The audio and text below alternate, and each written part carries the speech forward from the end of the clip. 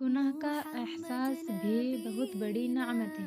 اس سے یہ پتہ چلتا ہے کہ ابھی ہمارا ضمیر زندہ ہے اور ہمارے اندر کا انسان ابھی زندہ ہے۔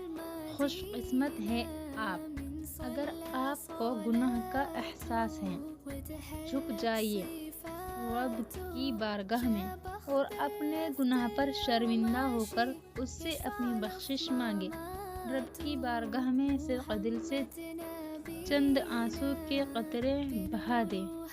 وہ بڑا کریم ہے، اپنا کرم فرمائے گا اور آپ کے سارے گناہ معاف کر دے گا۔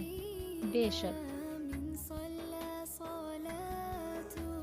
وتحلى بصفاته يا بخت اللي في دله ماشي يشفع